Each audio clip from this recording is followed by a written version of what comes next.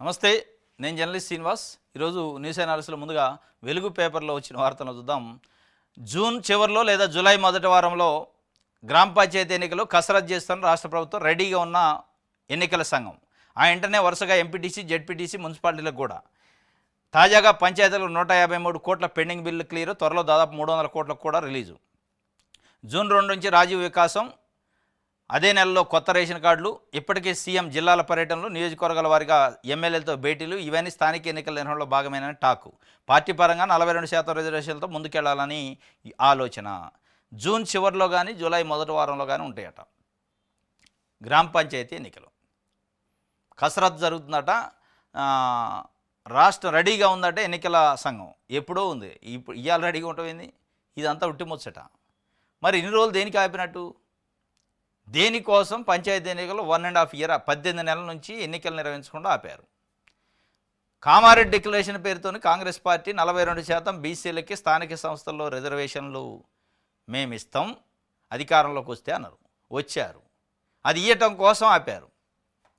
దానికోసం కులగన్న చేశారు. దాని తర్వాత దాన్ని తీసుకుపోయి ఢిల్లీకి పంపారు. ఢిల్లీకి పంపి ఫైల్ అక్కడే ఉంది. వీళ్ళు ఇక్కడ మళ్ళీ కొత్త నాటకం మొదలుపెట్టారు. ఏంటంటే ఎన్నికలు జూన్లో ఉంటాయి, చివరిలో లేదంటే జూలైలో ఉంటాయి.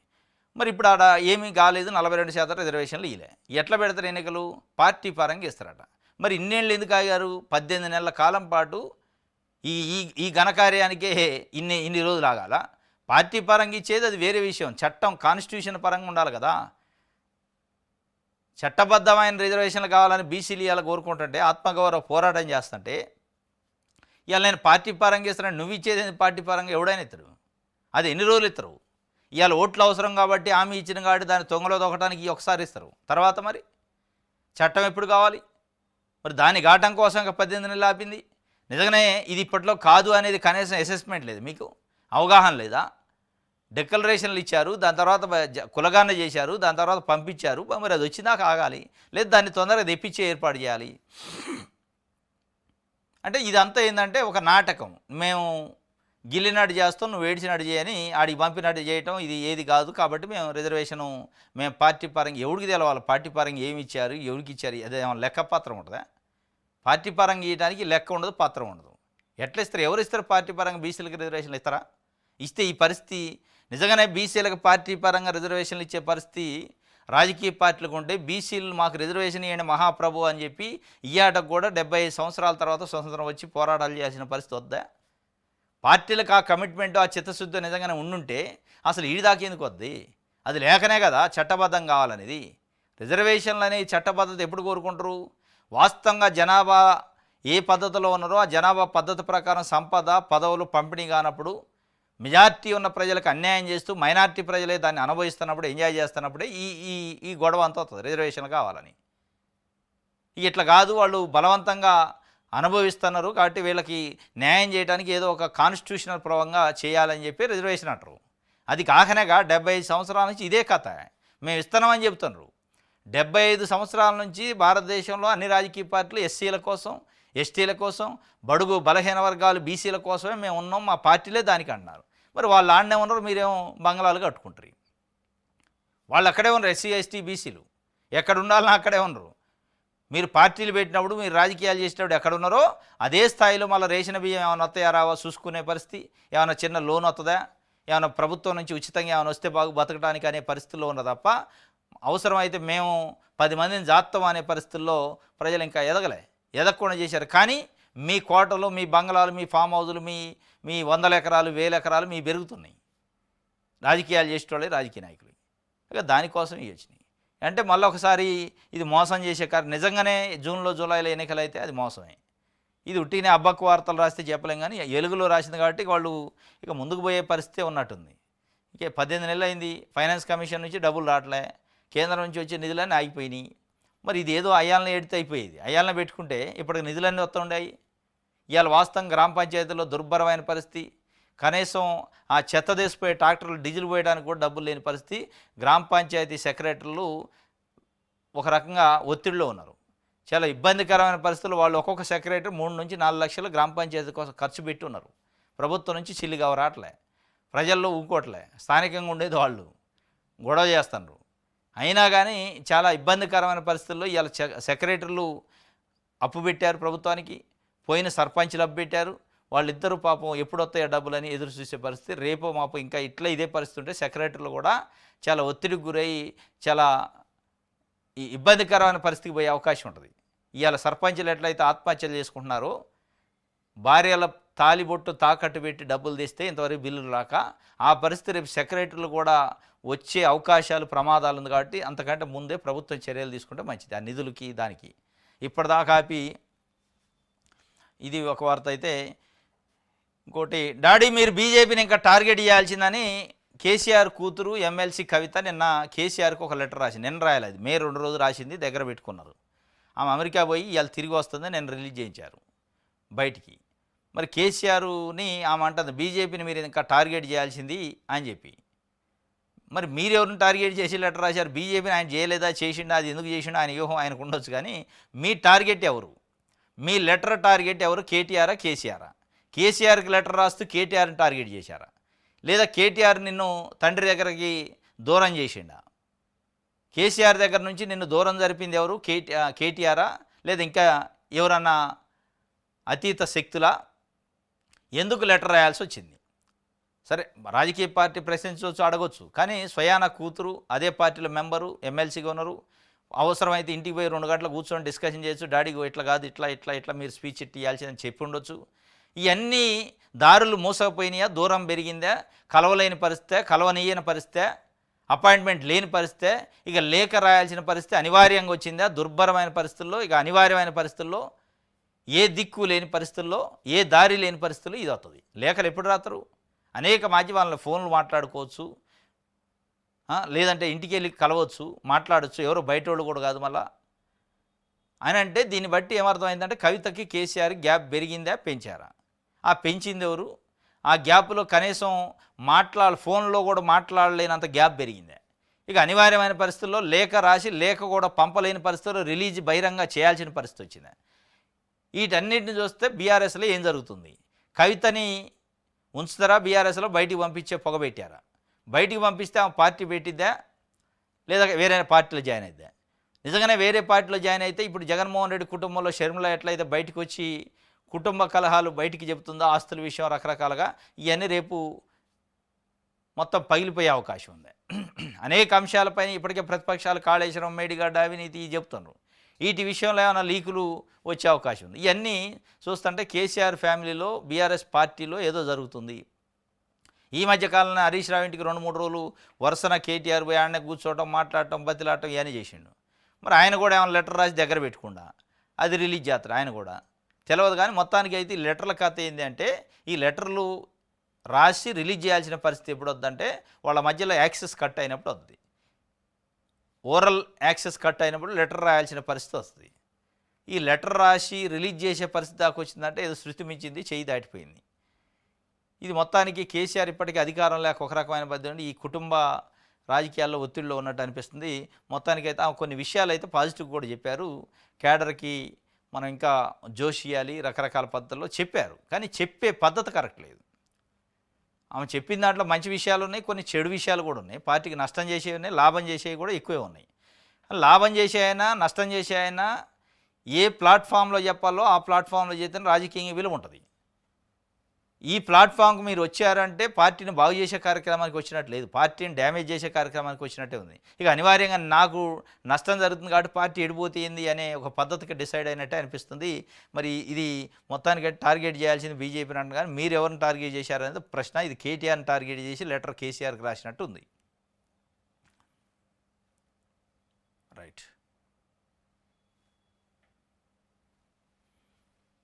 ఆంధ్రజ్యోతి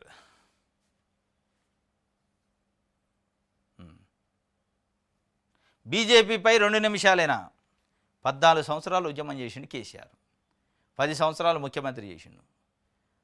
అనేక రాజకీయ పార్టీలని, తెలంగాణ అనని పార్టీలను కూడా తెలంగాణకి మద్దతుగా ఒప్పించిండు.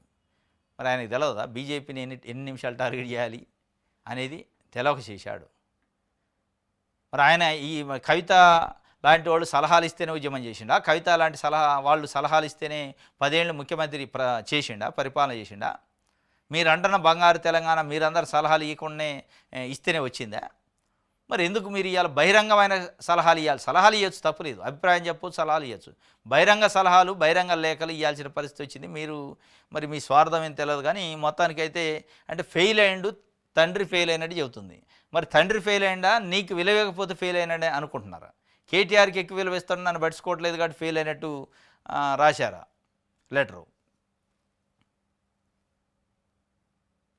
మేడిగడ్డ వద్ద కాంగ్రెస్ వాళ్ళే బాంబులు పెట్టారేమో, బ్యారేజీ పగుళ్లకు వాళ్లే కారణం కావచ్చు అని చెప్పి కేటీఆర్ అంటుండు. మేడిగడ్డ వద్ద కాంగ్రెస్ వాళ్ళు బాంబులు పెట్టారో లేదు కానీ ఇప్పుడు మీ చెల్లెలో బాంబు పెట్టింది, మొత్తానికి లేఖ రూపంలో బాంబు పెట్టింది, మొత్తం బీఆర్ఎస్లో ఒక బాంబు వేసింది, అతలాకుతలం అయ్యి అల్లాకుల్లాలం అవుతున్నారు.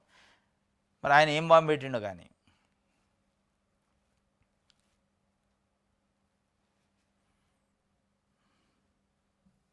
సాక్షి చూద్దాం.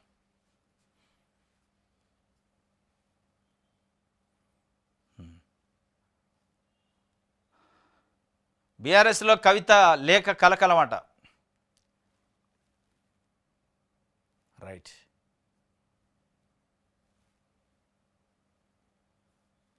ఇది సాక్షికి సంబంధించింది. ఈనాడు చూద్దాం.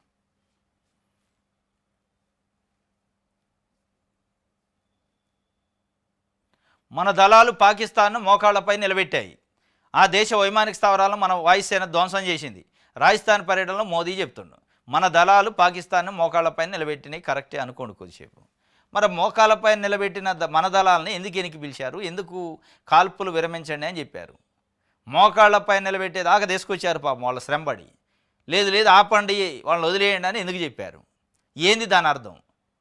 మరి ఆ చెడు పేరు మళ్ళీ మూట కట్టుకోవాల్సి వస్తుందని అక్కడక్కడ పోయి నా రక్తంలో బారేది సింధూరం, నా రక్తంలో బారేది రక్తం కాదు సింధూరం, నా రక్తం, నేను మనిషిని కూలుకుంటా కానీ బ్లడ్ హీట్గా ఉంటుంది, పాకిస్తాన్ని మోకాళ్ళపై నిలబెట్టినాం, మన ఆడబిడ్డల సింధూరాన్ని జరిపిన వాళ్ళ గుండెల్లో గుణపాలు దింపినాం అని ఈ డైలాగులు, ఈ సెంటిమెంట్ చెప్తున్నారు.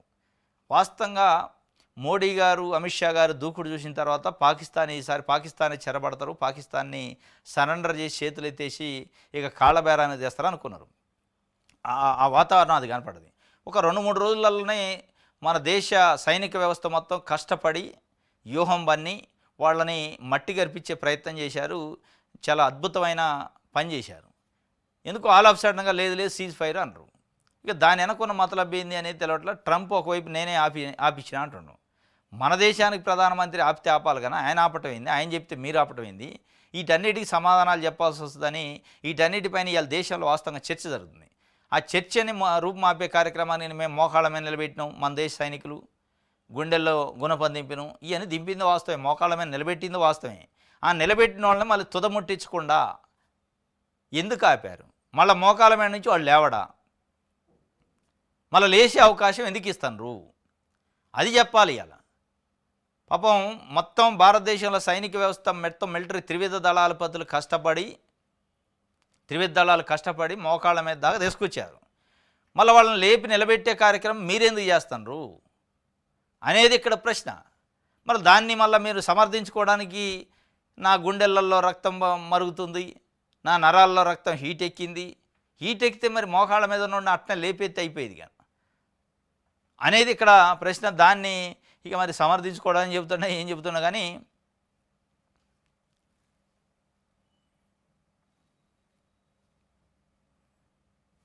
రైట్.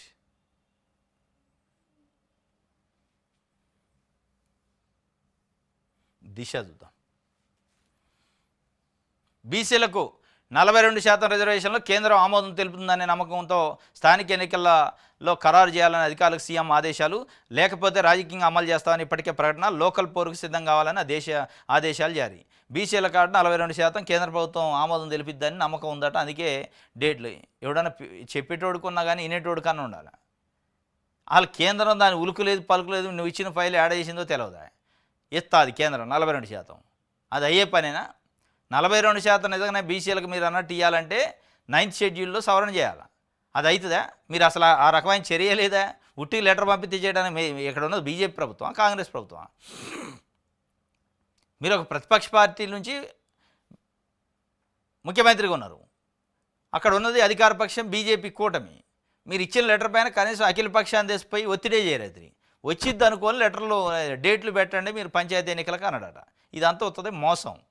అది వచ్చిద్దని కాదు, రాదని తెలుసు మీకు. వాళ్ళు ఇయ్యలేదు కాబట్టి మేము పార్టీ పరంగా ఇస్తామని చెప్తారు. ఆ పార్టీ పరంగా ఎవడికి ఇచ్చిండు, ఇది అంతా అయోమయం, గందరగోళం. అది ఇచ్చేది ఉండదు, మన ఉండదు, ఉట్టిదే. ఇది ఒక రకంగా ఏంటంటే కామారెడ్డి డిక్లరేషన్ ఇచ్చారు, నాలుగు గరుచుకున్నారు. దాన్ని అమలు చేసే పరిస్థితి లేదు ఇప్పుడు. దాని నుంచి ఎట్ట బయటపడాలి? డైరెక్ట్గా అమలు చేయట్లేదు అంటే పార్టీకి చెడు పేరు వద్దు కాబట్టి మేము ఏదో చేసినట్టు చేయటం తప్ప ఏం లేదు.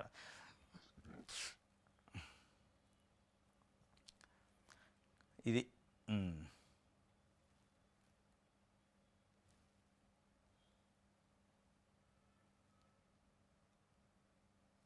ఇది ఒక అయితే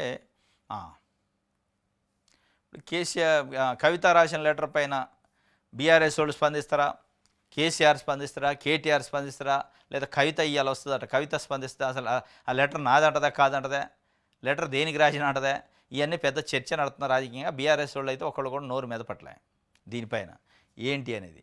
మరి కన్విన్స్ చేసి పక్కన పెడతారా, లేకపోతే పిలిచి సమానం కవిత పిలిచి ఏమన్నా కాంప్రమైజ్ చేస్తారా, లెటర్ పైన సమాధానం చెప్తారు. నిజంగా లెటర్ పైన సమాధానం మళ్ళీ ప్రెస్ మీట్ పెట్టి కేసీఆర్ బీఆర్ఎస్లో కేసీఆర్ చెప్పకపోవచ్చు కానీ బీఆర్ఎస్లో ఉన్న వేరే నాయకులు అని చెప్పే పరిస్థితి వచ్చిందంటే కవితను పిలిచే పరిస్థితి లేదన్నట్టు.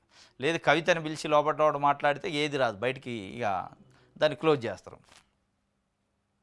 లేదా కవితను పంపేది కేటీఆర్ కుట్ర చేసిండా, ఆ కుట్రని తట్టుకోలేకనే లెటర్ రాసిందా, ఇవన్నీ కవిత బయటకు వస్తే కానీ తెలుస్తుంది.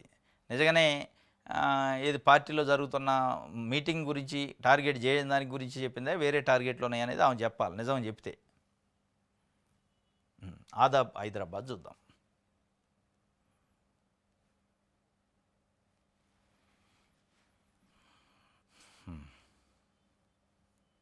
రైట్. అలెన్ ఇన్స్టిట్యూట్ దందా, ప్రభుత్వ నిబంధనలకు పాతర అడ్డగోలుగా ఇంటర్ అడ్మిషన్లు. విద్యా దోపిడీకి తెరలేపిన అలెన్ ఇన్స్టిట్యూట్ యాజమాన్యం ఇంటర్ బోర్డు నుండి అనుమతులు లేకుండా తరగతుల నిర్వహణ, కోచింగ్ సెంటర్ల పేరుతో లక్షల దోపిడీ. జిఓఎంఎస్ నెంబర్ 200 ప్రకారం అనుమతులు లేకుండా నిర్వహణ, విద్యామండలి హెచ్చరికలను డోంట్ కేర్ అంటున్న యాజమాన్యాలు. లంచాల మత్తులో జోగుతున్న ఇంటర్ బోర్డు అధికారులు అక్రమ కోచింగ్ సెంటర్లపై 50 లక్షల పెనాల్టీ, అనుమతులు లేని కళాశాలలు మూసివేయాలని కోరుకుంటున్న సామాజికవేత్త. ఇది అలెన్ ఇన్స్టిట్యూట్ అని కొత్తది. ఇప్పటికే దోపిడీ చేసేటోళ్ళు చాలా, నారాయణ, శ్రీ చైతన్య, ఇంకేదో మన్ను మశానం 100 ఇన్స్టిట్యూట్లు వచ్చి ఎక్కడెక్కడ రక్తం తాగుతున్నారు ప్రజలు. వీళ్ళు జాలకం అలెన్ ఇన్స్టిట్యూట్ అంటే ఇది వేరే రాష్ట్రం నుంచి వచ్చిండట ఆయన. ఈ వచ్చి ఇక్కడ రాజస్థాన్లోని కోటా కేంద్రంగా పనిచేసే అలెన్ ఇన్స్టిట్యూట్ హైదరాబాద్లో ఏకంగా 5 బ్రాంచీలను, ఒకటి కూకట్పల్లి, మాదాపూరు, మియాపూరు, సికింద్రాబాద్, దిల్సుఖ్నగర్లో స్థాపించి కోచింగ్ సెంటర్ ముసుగులో ఇంటర్మీడియట్ అడ్మిషన్లు తీసుకుంటూ అడ్డమైన దారులు దొక్కి అడ్డగోలుగా దండుకుంటున్నారు. కేవలం జేఈ మెయిన్స్ అడ్వాన్స్ పేరుతో విద్యార్థులను హాస్టల్లో చేర్చుకుంటూ లక్షల ఫీజులు వసూలు చేస్తారు. పైసా వసూలు అన్నట్టుగా అనుమతులు లేకుండా 5 ప్రాంతాల్లో విస్తరించి అక్రమంగా వ్యాపారం సాగిస్తున్న తీరు ఇంటర్ బోర్డు అధికారుల నిర్లక్ష్యానికి, అవినీతికి అద్దం పడుతుంది. దొంగకు దొంగ తోడు దొంగ అన్నట్టుగా ఈ అక్రమాలకు ఇంటర్ బోర్డు అధికారుల సహకారం లేకపోతే ఈ స్థాయిలో జరగవని స్పష్టమవుతుంది. దీనిపైన ఈ అలెన్ ఇన్స్టిట్యూట్ అట రాజస్థాన్లో కోటా కేంద్రంగా ఉందట. ఇది వచ్చి ఇప్పుడు మన దగ్గర పెట్టిన మాదాపూర్, కూకట్పల్లి, దిల్సుఖ్నగర్ ఈ ఏరియాలో 5 బ్రాంచీలు పెట్టినట్టు హైదరాబాద్లో. ఈ ఇన్స్టిట్యూట్ ఏంటంటే ఇంటర్మీడియట్ కాలేజీ కాదు, డిగ్రీ కాలేజీ కాదు, కేవలం కోచింగ్ ఇస్తుంది. దేనికి? JEE mains, JEE advance, IIT కోసం కోచింగ్ ఇస్తుంది. ఆ కోచింగ్ పేరుతో పెట్టి లక్షల రూపాయల ఫీజులు వసూలు చేస్తూ హాస్టల్, రెసిడెన్షియల్ అంతా అందులోనే పెడుతూ ఏం చేస్తాను, ఇంటర్మీడియట్ నుంచి 10th పాస్ అయిన విద్యార్థులు తీసుకుంటాడు. వాడికి ఇంటర్మీడియట్ చదవనేడుగా కేవలం ఈ కోచింగ్ ఇస్తాడు. మరి ఇంటర్మీడియట్ ఎక్కడ చేయాలి? ఇంటర్మీడియట్ కాలేజీకి దీనికి అనుమతి లేదు. కాబట్టి ఏం చేస్తారంటే పక్కన ఏదో ఒక ఇంటర్మీడియట్ అనుమతి ఉన్న కాలేజీ నుంచి వీళ్ళ ఫీజు కట్టించి అక్కడ నుంచి ఎగ్జామ్ రాపిస్తే ఇక్కడ టీచింగ్ చెప్తారు. అంటే వీడు తెలివితేటలు ఏంటంటే 5 బ్రాంచీలు ఓపెన్ చేసిండు, 5టికి ఓపెన్ ఇప్పటికిప్పుడు రికగ్నేషన్ రావాలంటే రాదు కాబట్టి తీసుకోలేని పరిస్థితి. కాబట్టి పక్కన వేరే వాళ్ళతోని మాట్లాడుకొని వాళ్ళ కాలేజీ నుంచి ఫీజు కట్టించి వాళ్ళకి ఏదో మామూలు ఇచ్చేసి ఈ తతంగం చేస్తానట.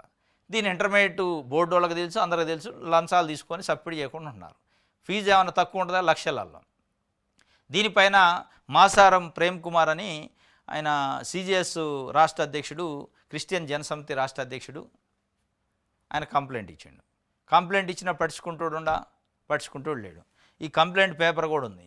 దీనికి మరి ఈ స్థాయిలో అక్రమాలు జరుగుతుంటే కూడా కనీసం పట్టించుకున్నాడు లేడు. ఇప్పుడు మనం ఎవరన్నా కంప్లైంట్ చేసినా కానీ ఇంటర్మీడియట్ బోర్డు అధికారులు పట్టించుకోరు. ఒక్క నిమిషం లెటర్ కూడా చూద్దాం.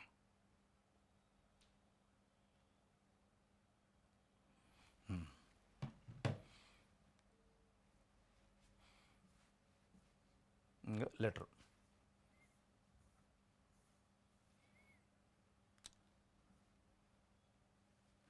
ఇది కాదు.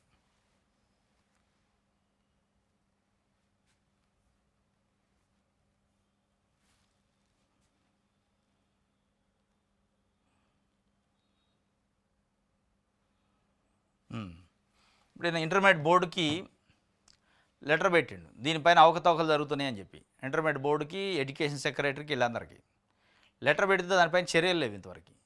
ఈ అలెన్ ఇన్స్టిట్యూట్ ఇప్పటికే దోపిడీ చేసే నారాయణ, శ్రీ చైతన్య జాలక అలెన్ అని ఇన్స్టిట్యూట్ వచ్చి ఈడైతే నారాయణ, శ్రీ చైతన్య కొన్ని కాలేజీలు అనుమతి తీసుకొని కొన్నిటిని లేకుండా నడుపుతున్నాడు, కానీ ఈడు ఒక్కటి కూడా లేకుండా నడుపుతుండట.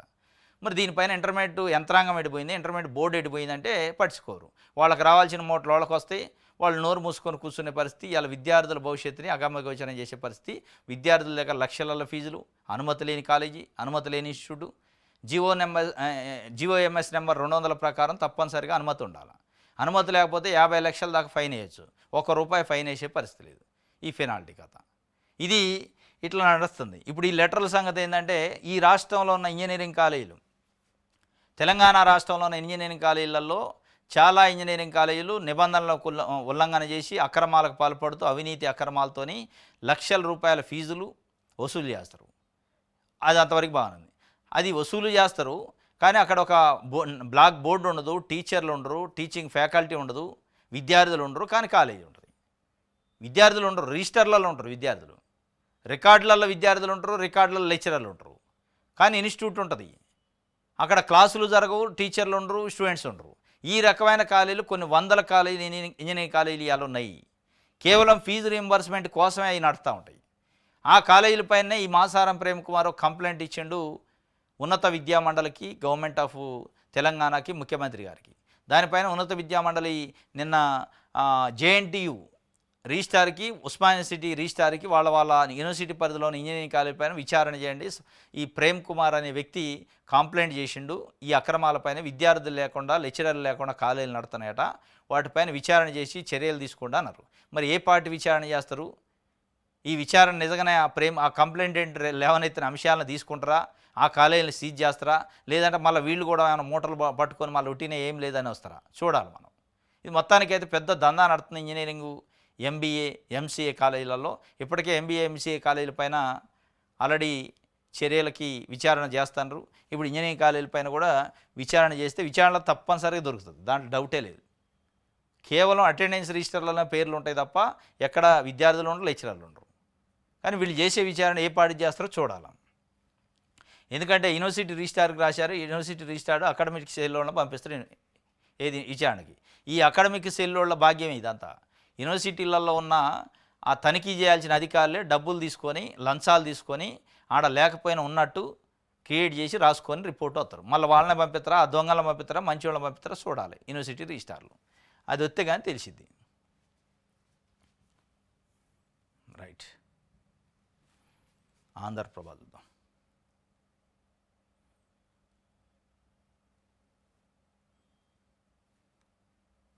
చూద్దాం, తొందరవద్దు, నిపుణులతో చర్చిద్దాం, కేసీఆర్ చెప్పిండట హరీష్ రావుకి. మనం చూద్దాం, ఎందుకు నోటీస్ వచ్చినంత మాత్రం తొందరపడేది ఉంది, నిపుణులతో చర్చించి పోవాలా లేదా, పోతే ఏం చెప్పాలనేది డిసైడ్ చేద్దాం అని వాళ్ళు ఇక నిన్న మళ్ళీ 3 గంటలకు కూర్చోనరట ఏదో హరీష్ రావును కేసీఆర్.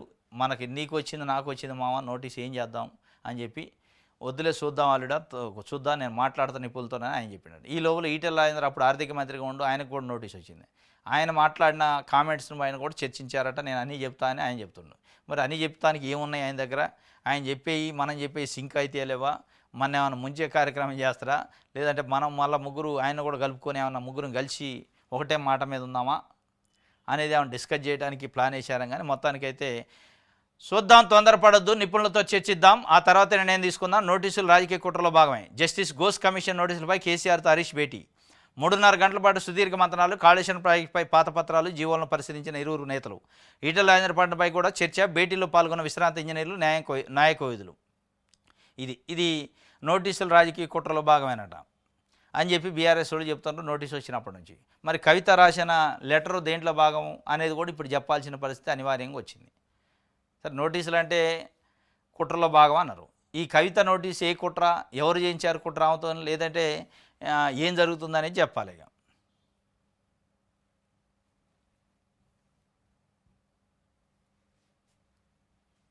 మన తెలంగాణ ఇగో ఇది కవిత రాసిన లెటర్, స్వయంగా హ్యాండ్ రైటింగ్తో రాసింది, కింద కవిత అని సంతకం పెట్టింది, థ్యాంక్ యూ అని చెప్పి. మరి నిజంగా మరి ఆమె వచ్చి వాళ్ళు చెప్తే కానీ మరి ఆమెదా లెటర్ కాదా, ఆమెది కాకపోతే ఎప్పుడో టీవీలలో రాగానే ట్విట్టర్లోనో ఇంకోటో చెప్పేది, ఎక్కడ ఫారెన్లోనో లేదు లేదు, ఆ లెటర్తో సంబంధం లేదు. లెటర్ ఎందుకు రాసింది, దాని వెనక ఉద్దేశాలు ఏందనేది ఆమె వచ్చి చెప్తే కానీ తెలుస్తుంది.